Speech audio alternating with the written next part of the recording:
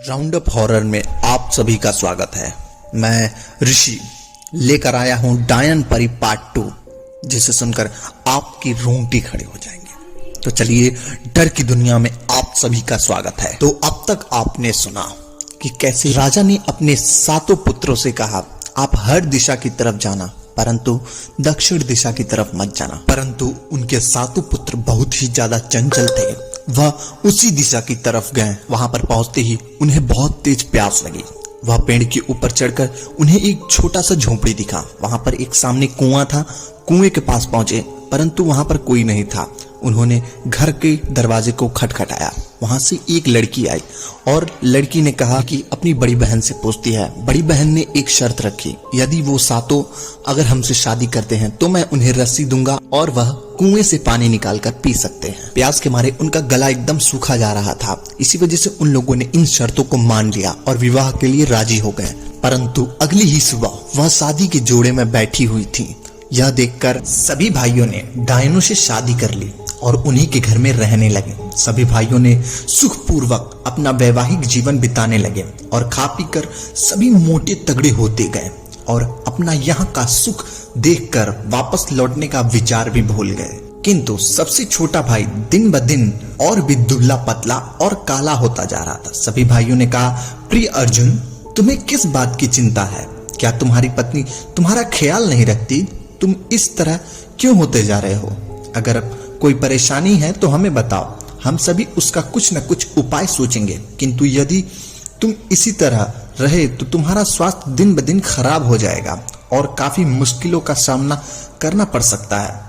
छोटे भाई ने कहा, नहीं भ्राताश्री, मुझे कोई परेशानी नहीं। अनुज, मुझे सब कुछ पता है। तुम ठीक से खाते पीते भी नहीं और ना जाने क्यों हम सबसे यह बात छुपाना चाह रहे हो।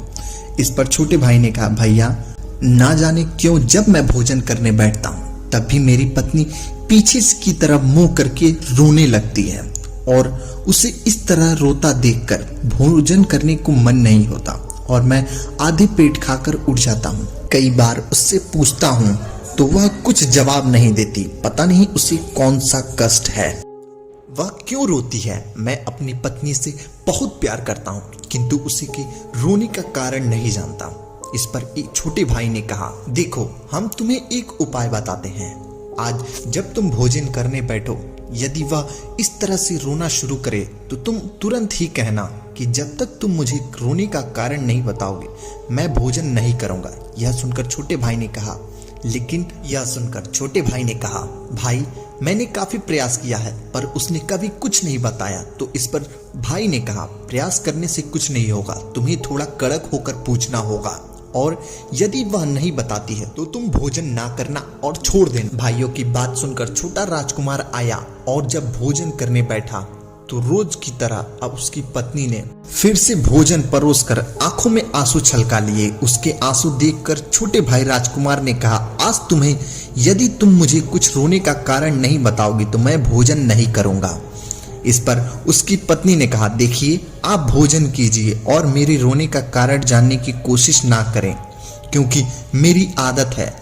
मैं ऐसी ही विलाप करती हूँ, जब भी इच्छा होती है तो रो लेती हूँ। इस पर राजकुमार ने कहा, यह क्या बात हुई कि किसी इंसान को रोने की इच्छा होती है, और वह भी तब जब वह अपने पति को भोजन परोसती है। तब मैं नहीं मानता। उसकी पत्नी ने कहा, नहीं, कोई बात नहीं है, आप कृपया भोजन करें। छोटे राजकुमार ने कहा, आज चाहे कुछ भी हो जाए, जब तक तुम मुझे वजह नहीं बताओगे तब मैं भोजन को हाथ नहीं लाऊंगा। उसकी पत्नी ने कहा, देखिए, आपको भोजन करना जरूरी है। उसकी पत्नी ने कहा, देखिए, मैं आपको इसका कारण जरूर बताऊंगी, किंतु आपको और आपके सभी भाइयों को मुझे एक वचन देना होगा। राजकुमार ने कहा, कैसा वचन और कौन सा वचन? तुम घुमाओ मत, बात स्पष्ट रूप से बताओ कि कहना क्या चाहती हो। उसकी पत्नी ने कहा, आप अपने भाइयों से पहले पूछ कर आइए, यदि मैं 7 जान बचाती हूँ तो क्या वह मेरी जान बचाएंगे? उन्होंने कहा, तो ही मैं इस राज को बताऊंगी। राजकुमार ने भोजन किया और अपने भाइयों से मिलने चला गया।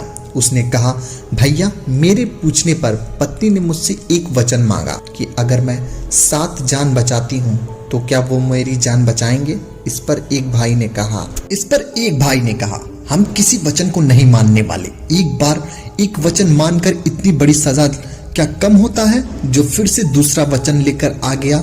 इस पर बड़े भाई ने कहा शांत, शायद हमारी कोई समस्या का समाधान निकल ही जाए।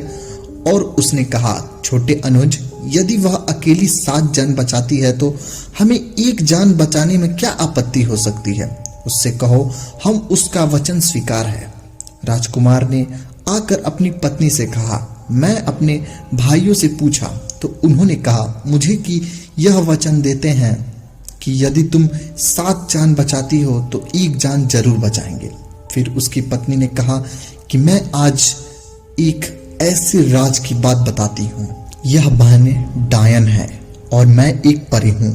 इन्होंने मेरा अपहरण करके मुझे एक परी लोक से यहाँ पर लेकर आया हुआ है और मुझसे नौकरों की तरह गुलामी करवाती हैं। मैं सारा दिन इनके आदेश मानकर पालन करती हूँ। इन्होंने मेरे पर कतर कर अपने साथ रखा हुआ है।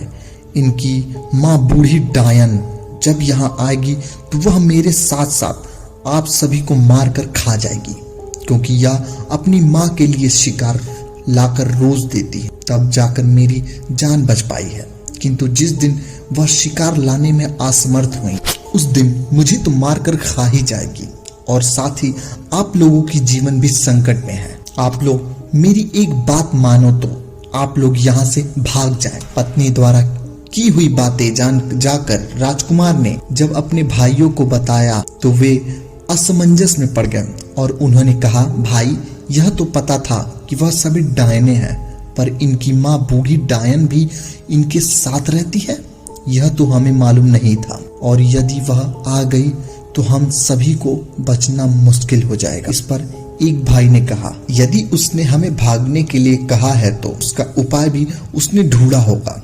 उससे कहो किसी तरह हमें भागने के लिए उपाय बताए। छोटा भाई फिर से दूसरे दिन अपनी पत्नी के पास आया और फिर भाइयों द्वारा की गई बातें पत्नी को बताएं।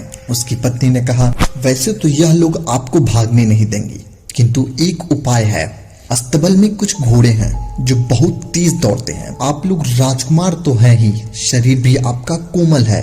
आप लोग खुद को थोड़ी सी चोट पहुंचा कर आओ और आपको शिकार पर कोई राजा की सेना ने आपको चोट पहुंचाई है और आपसे तेज दौड़ने वाले घोड़े चाहिए जिससे आप उसका सामना कर सकें और उसे परास्त कर सकें। इस तरह से कहने पर वे लोग आपको अस्तबल में ले जाकर उन तेज घोड़ों को दे देंगे। आप लोग घोड़ों पर बैठना और बहुत दूर निकल जाना ताकि वह लोग आप लोगों को पकड़ ना सके। छोटे भाई ने आकर अपने भाइयों को सारी बात बता दी और यह भी बता दी कि उसकी पत्नी कोई डायन नहीं, एक परी है।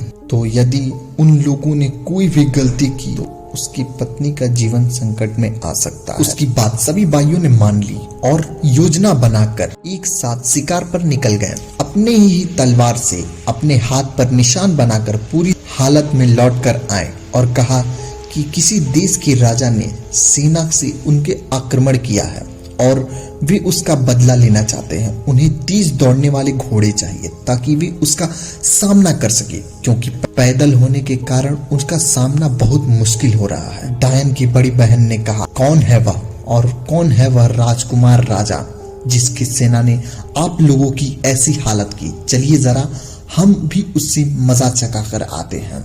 इस पर एक भाई ने कहा तुम एक स्त्री हो और इस तरह यदि तुम हमारे पक्ष से युद्ध करोगी तो वह हमें कायर समझेंगे और हम कायर नहीं हैं, हम क्षत्रिय हैं। हम चाहते हैं कि हम स्वयं ही उनका सामना करें। अगर तुम सब हमारी कुछ मदद कर सकती हो तो कुछ घोड़ों का इंतजाम कर दो जिससे हम दौड़कर युद्ध कर सके। इस पर उन्होंने कहा ठीक है और छोटी बहन से कहा तू जाकर अस्तबल में कुछ घोड़े दे इन्हें जिससे यह लोग युद्ध करके आ सके। छोटी बहन ने अस्तबल में से बाहर निकाला और वे लोग अपने अपने घोड़े पर बैठकर चल दिए। जाते जाते अपनी तेज इतनी बढ़ा ली कि वे लोग उस जंगल के आखिरी छोर तक पहुंच गए जहां से एक बहुत बड़ी नदी बहती थी। उस नदी का किनारा पार करने के बाद वो डायन उनका कुछ नहीं कर सकती थी। डायनों की शक्ति नदी के पार काम नहीं करती थी। इधर है सुबह से शाम होने को आई, किंतु काफी देर होने के बाद जब मैं राजकुमार लौटे नहीं तो बड़ी बहन ने मझली बहन से कहा, यह लोग वापस अब तक क्यों नहीं आए? कहीं यह हमें चकमा देकर भाग तो नहीं गए? इतना सुनते ही छोटी बहन तुरंत ही होश उड़ गए। देखने चली गई। जब देखा कि वह लोग उस नदी को पार करने वाले तो वह तुरंत ही आ गई और कहने लगी, बड़ी जीजी, वह राजकुमार तो हमें धोखा देकर भागने की कोशिश कर रहे हैं और इस तरह वह नदी के पार करने की कोशिश कर रहे हैं। अगर अभी नहीं पकड़ा तो वह हमारे हाथ से निकल जाएंगे। इतना सुनते ही सभी बहन ने एक साथ उड़कर नदी के किनारे आ गईं, जिसमें डायन परी भी थी। साथ ही उसकी माँ भी आ गई और जब उसने अपनी बेटियों के साथ हुए धोखे का आभास हुआ तो वह भी उनके पीछे मुड़कर राजकुमारों के पास आ गई, किंतु सभी राजकुमार नदी पार कर चुके थे। डायन की माँ ने कहा, तुम लोग कितनी बेवकूफ हो जो इतनी आसानी से हाथ आए शिकार चला गया। बड़ी डायन ने कहा, देखो अब तो तुम लोग आजाद हो गए, किंतु इतने दिनों के बाद भागने का ख्याल आया तो आया कैसे? यह बता, क्या हमारी सेवा भाव से कोई कमी रह गई थी? तो राजकुमार ने कहा, नहीं, तुम्हारी सेवा में कोई कमी नहीं थी, किंतु हम तुम्हारे क्षेत्र में अधिक दिन तक नहीं रह सकते, क्योंकि हमारे माता पिता और हमारा राज्य है जिसे हमारी जरूरत है। इस पर उसने कहा, चलिए अब तो आप लोग यहाँ से जा चुके हैं, अब तो कम से कम यह तो बता दीजिए कि आपको यह योजना किसने बनाई, कैसे विचार आया आपके मन में? इस पर छोटे भाई ने तुरंत अपने भाइयों को पास आकर बोला, नहीं भाई, चाहे कुछ भी हो जाए आप लोग कुछ नहीं कहेंगे। यह डायन है और आप लोगों को वचन दिया है कि यदि इसने 7 जान बचाई तो आप 1 जान जरूर बचाएंगे। अब आप वचन से मुकर नहीं सकते। इस पर भाइयों ने कहा, यदि हम ना भी बताएं तो भी इनसे कोई भी बात छिप नहीं सकती। और उपहास करते हंसते हुए भाइयों ने छोटी डायन परी की सारी बातें डायनों को बता दी। इस पर डायनों का क्रोध ज्वालामुखी की तरह भड़क उठा और तुरंत ही उसी स्थान पर डायन परी को उन परियों ने खा गए और खाने के बाद उसकी अस्थियों को वहीं तितर बितर करके चली गई और बाकी भाई भी वहां से जाने लगे। उन्होंने कहा, चल अनुज, यहाँ हमारा कोई नहीं है और वैसे भी इस बात का कोई भी अफसोस नहीं करते। जरूरी नहीं है कि डायनों के मुंह में रहते हुए उसे बच पाना असंभव था। वह आज मेरे या कल मेरे, किंतु मृत्यु निश्चित थे। सभी भाई अपने छोटे भाई को समझाने लगे और उनसे लेकर घर की तरफ जाने की कोशिश करने लगे, किंतु उसने क्रोध में आकर कहा, आप लोग धोखेबाज हैं और मैं धोखेबाजों के साथ नहीं रह सकता। इससे तो बेहतर है कि मैं खुद को खत्म कर लूं और आप लोग यहाँ से साथ ना रहूं। इस पर एक भाई ने कहा, चलो भैया हम यहाँ से चलते हैं, इससे पहले कि कोई दूसरा संकट हमारे ऊपर आ खड़ा हो जाए, और इसे जब आना होगा खुद आ जाएगा। जब इसकी अकल ठिकाने आ जाएगी तो इसका दिमाग सही हो जाएगा और स्वयं ही घर आ जाएगा। इतना कहकर सभी भाई वहां से चले गए, किंतु छोटा भाई जिसकी पत्नी की मृत्यु हुई थी वह वहीं बैठकर विलाप कर रहा था। और कुछ देर बाद जब सभी वहां से चले गए तो वह पुनः नदी पार कर इस तरफ आया और अपनी पत्नी की अस्थियों को लेकर उसकी माला बनाकर अपने गले में पहन ली और जोगियों की तरह सन्यासी बन गया और घूम घूम कर सभी जगह भजन कीर्तन करने लगा और अपनी रानी को याद करके कहीं भी सो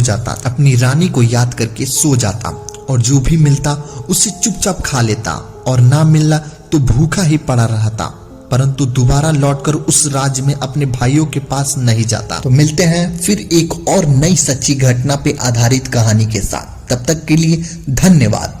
अगर वीडियो पसंद आई हो तो वीडियो को लाइक करिए और चैनल को सब्सक्राइब करिए ताकि हमारी आने वाली वीडियो सबसे पहले आप तक पहुंचे।